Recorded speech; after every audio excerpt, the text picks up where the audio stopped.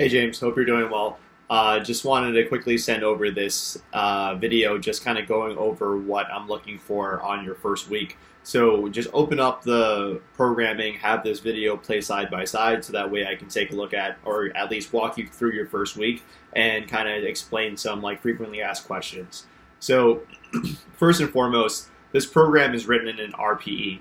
And I sent you an article just to provide some context behind it. I'm not sure if you've ever used it before. It is certainly something I'm going to be adding to the questionnaire going forward, especially when people purchase online programming without like meeting in person or working in person. It just sets it off more so on the right foot. So apologies that this might be pretty new, but not all is lost if you're used to percentages. So first and foremost, if you look at day one, week one, the first thing that we have to do is Comp Squat. Comp Squat is, I know that you're not registered for a competition, and I know that you're not competing anytime soon, but Comp Squat basically means use whatever you would use in a competition. So, for example, if you have a belt, if you have some knee sleeves, if you have wrist wraps, anything like that, those are things that you would bring to the table on this specific movement. Anything that's like beltless work or anything that's like different than the regular barbell back squat would be something notated in the actual movement itself. So we'll go more into that later on, but for right now, for Comp Squat, we're doing 8 at 6, 8 at 7, and 8 at 8. So this basically means in a nutshell that your top set should make you feel like you have 2 reps left in the tank after you've completed your first 8 reps. So if you do your 8th rep and you ask yourself, can I do 2 more until I fail? That's basically your RPE 8. I don't necessarily want you to be super accurate with it, nor do I want you to overshoot. The worst thing that we could ever really do, at least in the first couple of weeks or so, is overshoot your RPE. Remember that every single section of this program has a specific piece and a specific role to play. And right now we're just starting off with higher volumes, keeping the weights relatively low, so that way I can see you move and then make recommendations and tailor the program more specifically to what will address your weaknesses that I see in video. So when doing this motion, I want you to make sure that you film this from the side view, just so that way I can see what's going on. If you have any kind of like knee buckling issues or anything like that, definitely film it from the front as well. Anyways, your next movement is if you scrolled all the way to your right-hand side, you'll see that there is a estimated pounds formula and also a percentage that's correlated to the RPE that you're being asked to do so. Now, because we're focusing on really gauging how many reps we feel like we have left in the tank and investing in that, I don't want you to look too much into the percentages, and I don't want you to look too much into the numbers that are being presented under the estimated pounds formula tab. These are estimations assuming that you are in peak physical condition and you are also like in the middle of actively working out. If you hit like, let's say 255 pounds for a set of 8 reps and it feels like you have more in the tank than 4 reps, I would heavily encourage you to try to beat that number and not necessarily stay at that number just simply because it was an estimation. The best way to explain the estimation is just to really focus in on, this is a number that I want to shoot around. If I can beat it, great. If I have to go a little bit less than that, that's also great, as long as you get the intended RPE down. So let me know if you have any questions about that. On a weekly basis, I'm going to be expecting you to type in the load lifted in the load lifteds tab. So basically a good way to kind of think about this is that anything in the gray is your responsibility to fill out.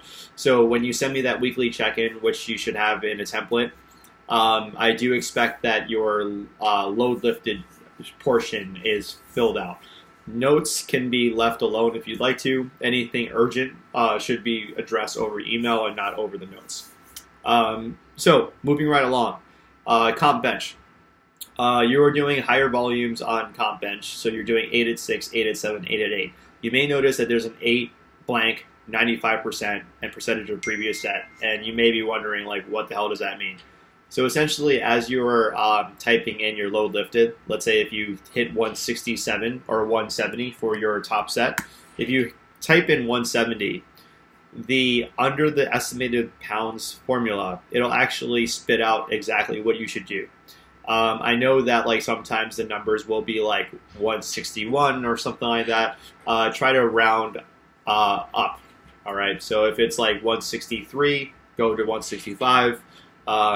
If it's like 161, go to 160. So I'm just gonna ask that you use your judgment in terms of rounding up or down. But in almost all cases, especially if you're following your RPs, you should be able to round up. So now, comp bench is a very similar type of situation. If you're never interested in competing, you don't have to pause at the bottom. But if you are at some point going to be interested in competing, I would heavily suggest that you do get in the habit of pausing at the bottom of your position, but you do not have to, right? The next thing is going to be density row of choice. Density row of choice is basically a two-step process. You're going to first find a 12 rep near max. So it's going to be 12 reps at an RPE 9, so you should feel like you have confidently at least 1 rep left in the tank. Then you're going to rest for about 2 to 3 minutes and then start a timer for 8 minutes. You'll notice that right next to the X, there's an 8-minute mark. The X is amount of reps, so after you're done doing the amount of reps within the 8 minutes that you have, I want you to replace that X with the number of reps that you've got.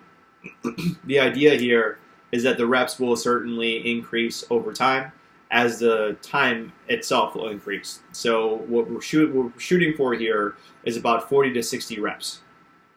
The density strategy is just a really good way to kind of get bodybuilding volume to the upper back, which is something that a lot of like powerlifting movements don't necessarily address directly. And I think that having a really strong and big back does help out with the bench, deadlift, and also the squat. So this is a very, very important exercise for you to do. And that's your day one. If you want to fill in day one with a little bit more bodybuilding accessories, that's perfectly fine. But for right now, I'd prefer, at least for the first week, I'd prefer that you do it in earnest without adding anything on your end, just to see how you're recovering and just to see how your form is doing before we start to do anything off program or anything like that. So touch and go bench, going straight to day two, comp deadlift. This is going to be 5 at 6, 5 at 7, 5 at 8. So at the end of your 5th rep, you should feel like you have 2 reps left in the tank confidently, right? So just keep in mind that I do want you to film this from the side view, generally, just because I can see where you're going wrong or right in terms of form and positioning. I did see that in your questionnaire that things did seem a little bit rounded on your deadlifts, so I'm curious to see what it looks like. But so the big important goal for your first weekly check-in is to send me as many videos as you can of your top sets of your movements, just to make sure that we're good on these movements. After you do comp deadlift, we're then going to go into touch and go bench. So just in case you do decide to pause at the bottom of your bench on day one, this day two offers a touch and go variation. The cool thing about this is that you're going to do 2 rounds of pre-exhaustion.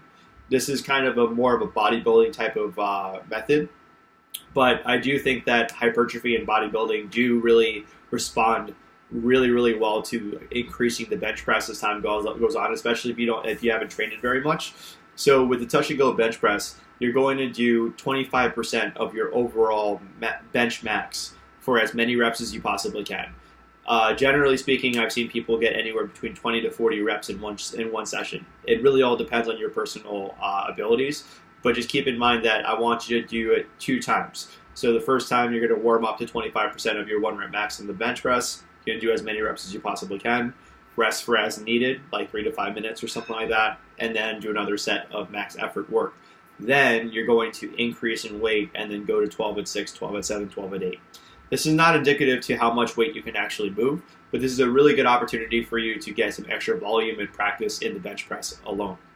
I know that you've suffered like a shoulder injury in the past. When you get a chance, just send me some more context about what that shoulder injury has been, how it's been feeling, what happened to it, and like, you know, have you seen a doctor about it? What are the next steps for like rehabbing that?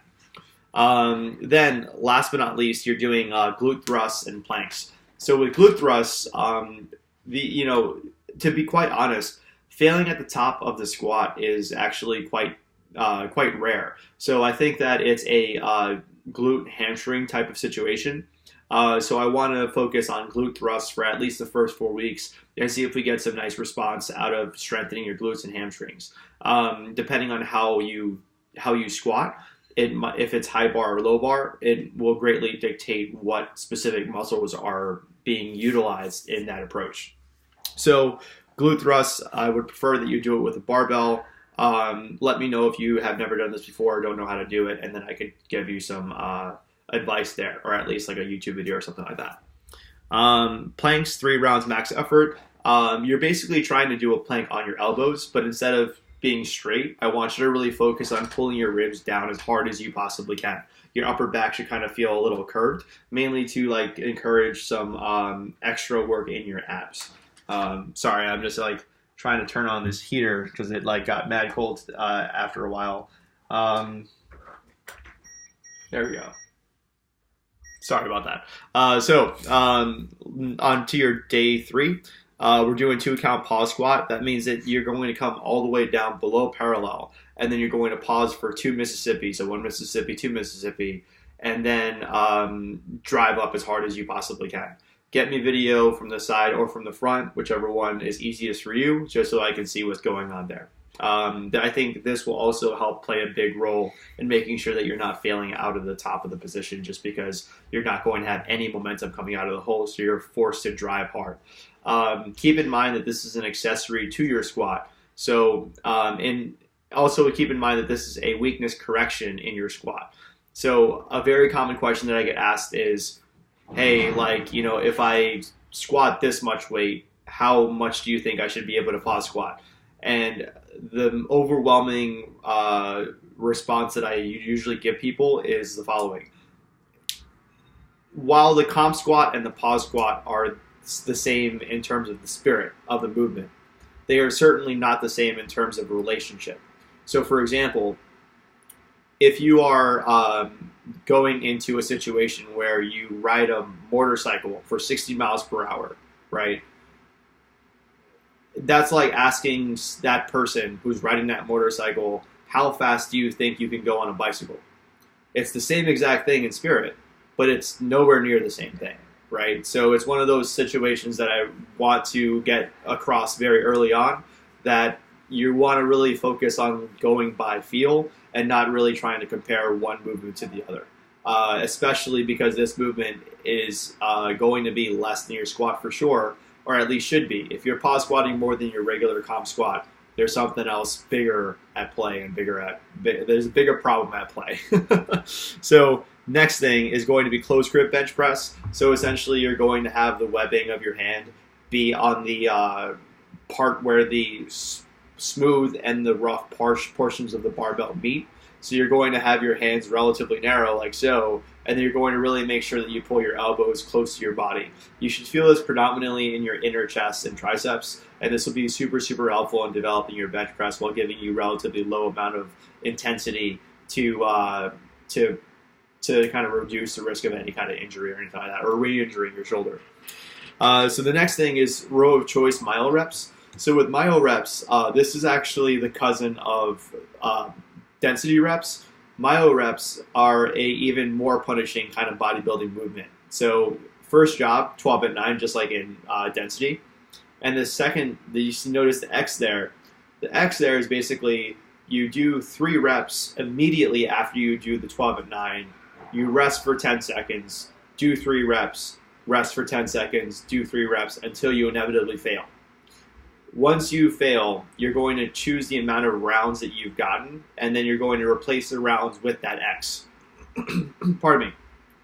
Then you're going to drop 10% off and then go to another 12 rep max, which should be pretty challenging even after taking 10% off, and then repeating the whole process over again.